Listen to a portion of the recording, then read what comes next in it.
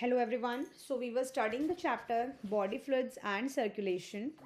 So आज हम पढ़ेंगे lymph. Lymph is what? Lymph is a tissue fluid, right?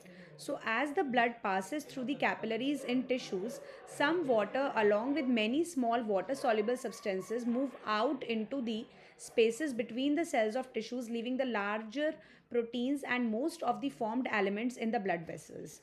Right now होता क्या है कि जैसे ही ब्लड पास होता है हमारे टिश्यूज़ में ब्लड जाता है, ठीक है ना, हमारे सेल्स में कैपिलरीज में ब्लड जाता है, ठीक है, तो कुछ पानी इसमें से निकल जाता है, ठीक है, कुछ पानी निकल जाता है along with some soluble substances जो वाटर सॉल्युबल होते हैं वो भी निकल आते हैं, वो सॉल्युबल सब्सटेंसेस भी बाहर निकल आते हैं आउट इनटू स्पेस, ठीक है ना, सेल्स के बीच बीच में ये चीज़ें निकल आती हैं, ठीक है, जिससे कि between the cells of tissues leaving the larger proteins and most of the formed elements in the blood vessels, ठीक है, तो जो लार्ज बड़े बड़े प्रोटीन्स हैं, राइट ना, और जो फॉर्म्ड एलिमेंट्स हैं वो ब्लड में ही रह जाते हैं, कुछ वाटर एंड सॉल्युबल सब्सटेंसेज ये बाहर निकल आते हैं. So this fluid released out is called the interstitial fluid और टिश्यू फ्लूइड, राइट. तो ये जो फ्लूइड बाहर निकल के आया है ना, इस फ्लूइड को आप क्या बोलोगे? इस फ्लूइड को आप इंटरस्टिशियल फ्लूइड बोलोगे या फिर आप इसको टिश्यू फ्लूइड बोलोगे. It has the same mineral distribution as that in plasma, right ना. तो इसमें जो मिनरल्स होते हैं वही सेम मिनरल्स किस में पाए जाते हैं, किस में मिलते हैं हमको? प्लाज्मा में मिलते हैं. So exchange of nutrients, gases etcetera between the blood and the cells always occur through this fluid, right ना. तो अगर कुछ ब्लड का और सेल्स के बीच में जो भी एक्सचेंज होना है न्यूट्रिएंट्स का, वो इस फ्लूइड के थ्रू ही होता है. An elaborate network of vessels called the lymphatic system collects this fluid and drains it back to the major veins, है ना. तो एक बहुत बड़ा नेटवर्क है वेसल्स का जिसको आप लिम्फेटिक सिस्टम बोलते हो, ये इस फ्लूइड को कलेक्ट करता है, कलेक्ट करके मेजर जो बड़े बड़े वेन्स हैं उनमें ये पहुंचाता है, back to the major veins, right ना. So the fluid present in the lymphatic system is called the lymph. तो ये जो फ्लूइड अब लिम्फेटिक सिस्टम में प्रेजेंट होगा इसको आप लिम्फ बोलोगे. सो लिम्फ क्या है? लिम्फ कलरलेस है, स्पेशली उसमें लिम्फोसाइट्स होते हैं which are responsible for the immune response of the body, right ना, ये बॉडी का इम्यून रिस्पॉन्स बनाते हैं. So lymph is also an important carrier for nutrients, है ना. लिम्फ क्या है? ये एक इंपॉर्टेंट कैरियर है न्यूट्रिएंट्स का, मतलब कि ये अपने साथ काफ़ी इंपॉर्टेंट न्यूट्रिएंट्स को कैरी करता है, हॉर्मोन्स को कैरी करता है. Fats are absorb through lymph in the lacteals present in the intestinal villi, right ना. सो लिम्फ जो है ये फैट्स को भी एब्जॉर्ब करता है, किसमें? इंटेस्टाइनल विलाय जो होता है, जो हेयर लाइक स्ट्रक्चर्स होते हैं, जैसे ये इंटेस्टाइन में क्या होते हैं, कुछ हेयर लाइक ऐसे स्ट्रक्चर्स होते हैं जिनको आप विलाय बोलते हो, तो उसके थ्रू इन लैक्टियल्स के थ्रू क्या होता है, फैट एब्जॉर्ब होता है, लिम्फ में ही एब्जॉर्ब होता है, ठीक है. Now the next is the circulatory pathways. So the circulatory patterns are of two types, open और closed. Open circulatory system is present in arthropods and mollusks in which blood pumped by the heart passes through large vessels into open space or body cavities called sinuses, है ना. तो open circulatory system में क्या होता है कि heart जो blood pump करता है, ठीक है, वो लार्ज वेसल्स के थ्रू ओपन स्पेस में चला जाता है, राइट, और बॉडी कैविटीज़ में चला जाता है जिनको आप साइनस बोलते हो. So annelids and chordates have a closed circulatory system. अब जो एनालिड्स हैं, कॉर्डेट्स हैं, इनके पास क्लोज्ड सर्कुलेटरी सिस्टम होता है जिसमें कि blood pumped by the heart is always circulated through a closed network of blood vessels, है ना. इनमें एनालिड्स में और कॉर्डेट्स में क्या होता है कि क्लोज्ड नेटवर्क होता है, ठीक है. क्लोज्ड नेटवर्क के अलोंग जो ये ब्लड वेसल्स का जो एक नेटवर्क होता है क्लोज्ड, उसी में ही आपका जो है ब्लड फ्लो करता है. This pattern is considered to be more advantages as the flow of fluid can be more precisely regulated, right ना. ये जो पैटर्न है ये ज़्यादा एडवांटेजियस है, ठीक है ना, क्योंकि इसमें जो फ्लूइड का जो फ्लो है वो ज़्यादा रेगुलेटेड मैनर में होता है फ्लूइड जिसमें flow. So all vertebrates possess a muscular chambered heart, right. सभी वर्टिब्रेट्स में क्या होता है, एक मस्कुलर चैम्बर्ड हार्ट होता है. जैसा कि अगर हम अपनी बात करें तो ये हमारा हार्ट है, ठीक है, 4 इसमें ये चैम्बर्स हैं, ठीक है ना. So fishes have a 2 chambered heart with an atrium and a ventricle, right ना. फिशेस के पास तो 2 चैम्बर्ड हार्ट ही है, ठीक है, एक एट्रियम है और एक वेंट्रिकल है. एम्फीबियंस एंड रेप्टाइल्स के पास, क्रोकोडाइल्स को छोड़ के, इनके पास 3 चैम्बर्ड हार्ट है जिसमें 2 एट्रिया हैं और एक वेंट्रिकल है. Whereas crocodile, birds, mammals possess a 4 chambered heart, right. तो क्रोकोडाइल तो एक एक्सेप्शनल केस है अमंग रेप्टाइल्स, है ना, और बर्ड्स तो हैं ही हैं, और फिर मैमल्स भी हैं जिनमें 4 चैम्बर्ड हार्ट है, मतलब कि 2 एट्रिया और 2 ventricles. So in fishes the heart pumps out deoxygenated blood, ठीक है। और फिशेज में क्या है, ये फिशेज जो हैं क्या करते हैं, ये डीऑक्सीजनेटेड ब्लड को पंप आउट करते हैं which is oxygenated by the gills, है ना। तो इनका जो ये हार्ट है, जो ये 2 चैम्बर्ड हार्ट है, ठीक है, तो ये क्या करते हैं, ये डीऑक्सीजनेटेड ब्लड पंप करते हैं, है ना, गिल्स तक जाता है। गिल्स में क्या होता है, यही जो ब्लड है, जो डीऑक्सीजनेटेड ब्लड था, गिल्स में ही क्या होता है, गैशियस एक्सचेंज होता है, फिर ये क्या होता है, ऑक्सीजनेटेड ब्लड, ठीक है ना, by the gills and supplied to the body parts from where deoxygenated blood is returned to the heart, single circulation, right ना। so आपका क्या होता है कि डीऑक्सीजनेटेड ब्लड निकला, गिल्स के पास गया, गिल्स में ऑक्सीजन लिया उस ब्लड ने, ऑक्सीजन अब फिर ये पूरे बॉडी में जाएगा, ठीक है, फिर वहाँ से जो डीऑक्सीजनेटेड ब्लड आएगा वो फिर से हार्ट में आएगा, ठीक है ना। तो और फिर ये डीऑक्सीजनेटेड ब्लड फिर गिल्स में जाएगा, so that's how it is single circulation, right. अब एम्फीबियंस और रेप्टाइल्स की अगर हम बात करें तो left atrium receives oxygenated blood from the gills, lungs, skin, and the right atrium gets the deoxygenated blood from the other body parts, है ना। तो इनमें क्या होता है, इनमें जो लेफ्ट एट्रियम है, ठीक है ना, लेफ्ट एट्रियम ये ऑक्सीजनेटेड ब्लड को लाता है, ठीक है ना, गिल्स से क्या होता है आपका ऑक्सीजनेटेड ब्लड आता है, ठीक है, जैसे कि इस तरीके से है ये, ठीक है, 2 एट्रियम है, ये है राइट एट्रियम और ये है लेफ्ट एट्रियम, ठीक है ना। तो क्या होता है कि लेफ्ट एट्रियम में डीऑक्सीजनेटेड ब्लड आता है, ठीक है, the left atrium receives oxygenated blood, sorry,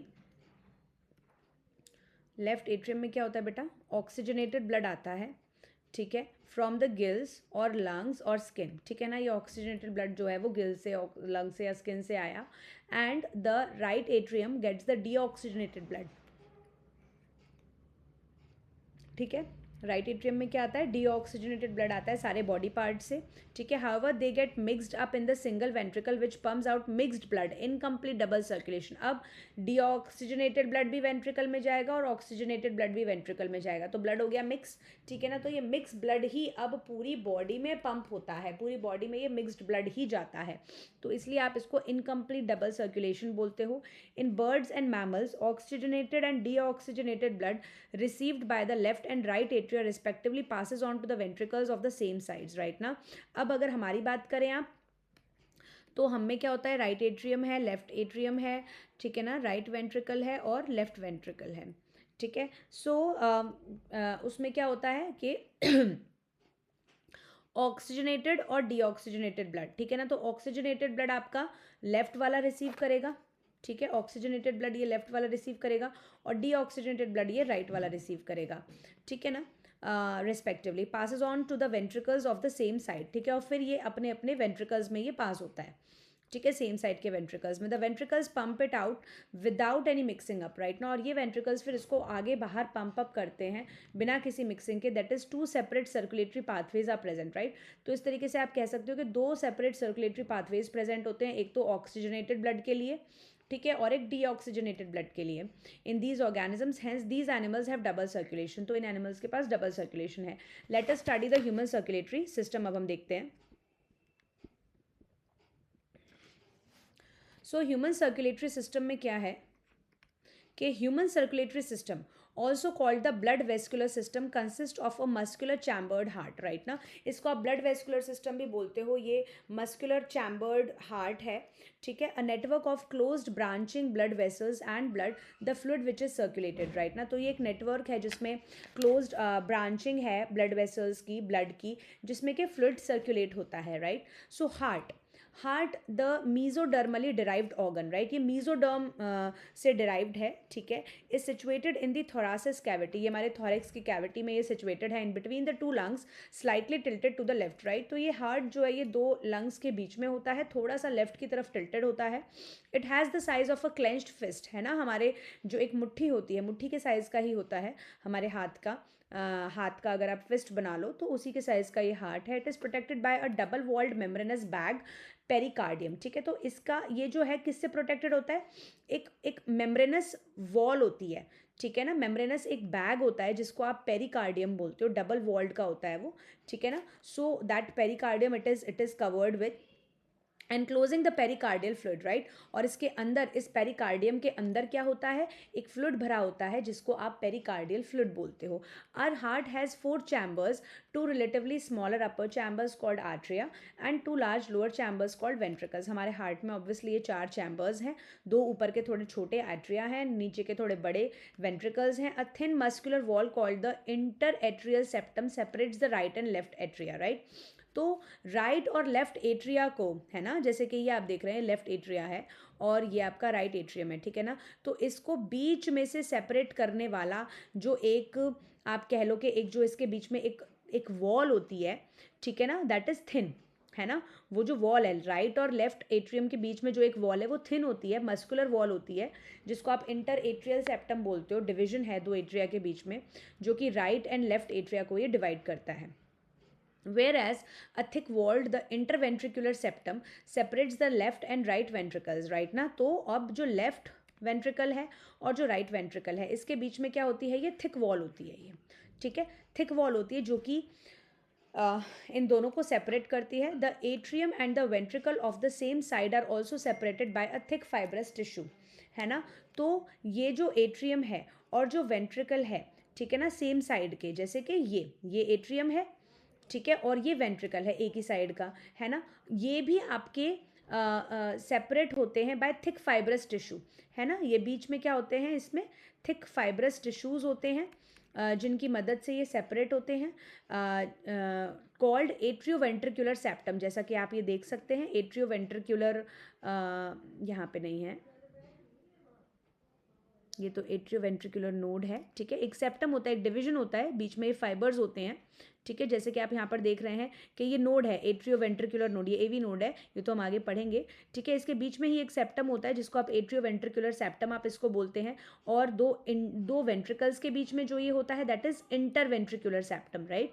However, each of these septa are provided with an opening through which the 2 chambers of the same side are connected, right। ना अब इन septa में क्या होता है, ये जो सेप्टा हैं, ठीक है ना, ये जो सेप्टा हैं इनके बीच में क्या होती है, एक ओपनिंग होती है जिसके थ्रू ऑब्वियसली ये जो राइट और लेफ्ट, राइट एट्रियम और राइट वेंट्रिकल हैं ये आपके सेपरेटेड होते हैं, ठीक है। So the opening between the right atrium and the right ventricle is guarded by a well formed of 3 muscular flaps, है ना। तो यहाँ पर क्या है कि 3 मस्कुलर फ्लैप्स होती हैं, ठीक है, 3 मस्कुलर फ्लैप्स होती हैं इसके बीच में, और जिनको आप कस्प्स बोलते हैं, इसलिए इसका नाम है ट्राइकस्पिड वैल्व।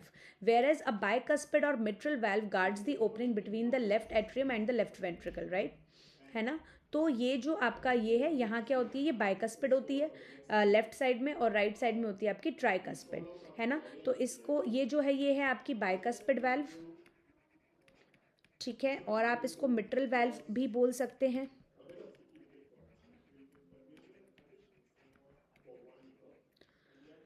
ठीक है। Guard the opening between the left atrium and the left ventricle. So the openings of the right and left ventricle into the pulmonary artery and the aorta, right.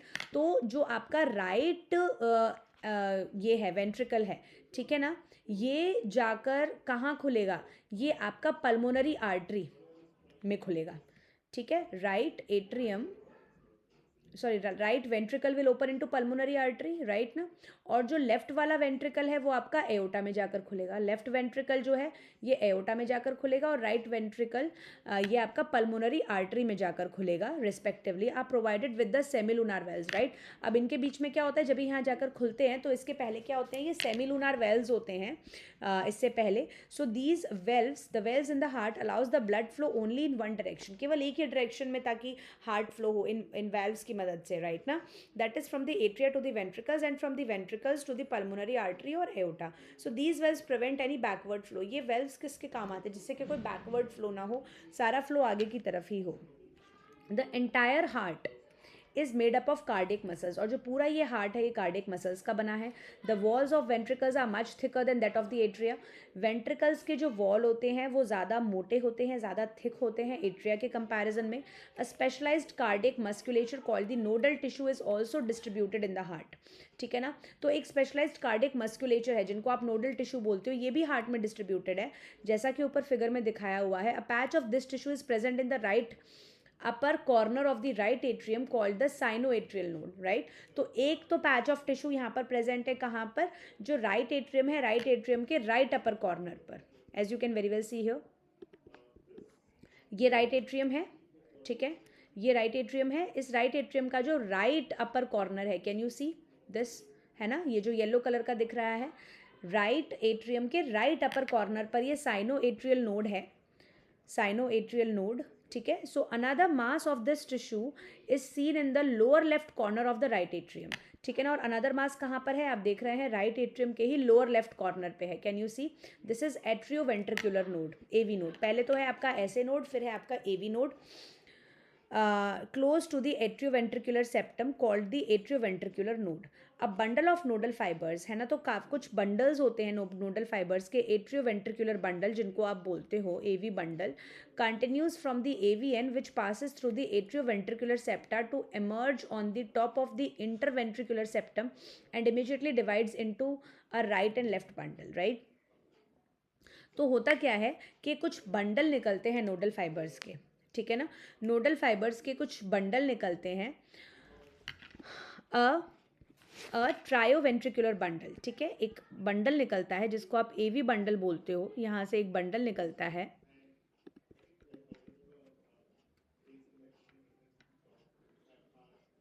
ठीक है, यहाँ से एवी नोड से एक bundle निकलता है यहाँ से. ठीक है, एक बंडल निकलता है जिसको आप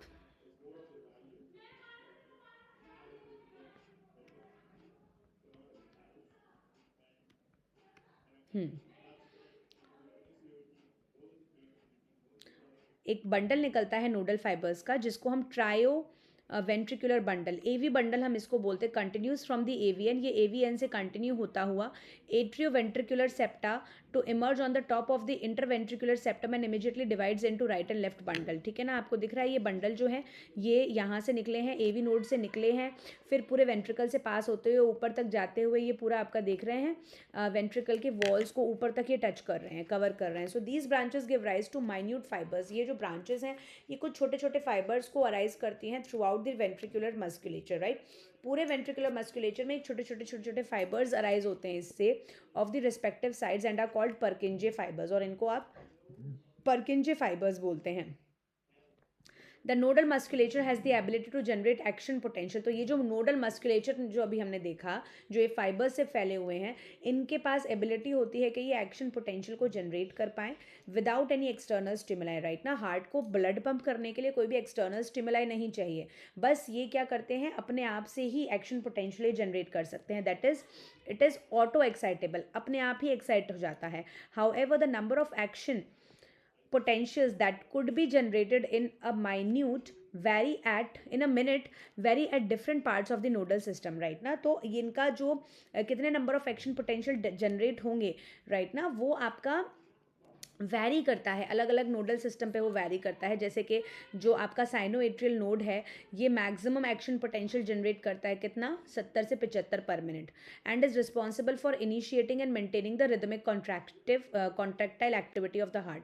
और ये किस लिए रिस्पॉन्सिबल है, जिससे कि ये हार्ट की जो कॉन्ट्रैक्टाइल एक्टिविटी है उसे ये इनिशिएट कर सके. ठीक है, और उसकी रिदम को ये मेंटेन कर सके. So therefore it is called the pacemaker, इसलिए हम ऐसे नोड को पेस मेकर बोलते हैं. Our heart normally beat 70 to 75 times in a minute. हमारा हार्ट जो है नॉर्मली 70 से 75 बार एक मिनट में बीट करता है. तो एवरेज जो है वो आपका 72 बीट्स पर मिनट है. ठीक है, जैसा कि हमने यहाँ पर नोड का देखा, तो सबसे पहले आप देखिए साइनोएट्रियल नोड है, ये आपका एक्शन पोटेंशियल भेजेगा इसको एट्रियोवेंट्रिकुलर नोड को. फिर आपका यहाँ पर आ जाता है ये जो बंडल हैं कुछ, तो ये है आपका बंडल ऑफ हिस. ठीक है, फिर ये बंडल ऑफ हिस आपका पूरे नीचे तक फैलता हुआ, वेंट्रिकल से फैलता हुआ फिर ऊपर जाता है और ये ब्रांचेस बनाता है जिनको आप बोलते हैं पर्किंजे फाइबर्स. ये इस तरीके से, फिर ये ऊपर यहाँ पे इस तरीके से यहाँ पर ये क्या बनाता है, ये ब्रांचिंग करता है. राइट ना. तो इस ये जो ब्रांचेस, ये जो फाइबर्स निकल रहे हैं, फिर ये हैं आपके क्या, परकिंजे fibers.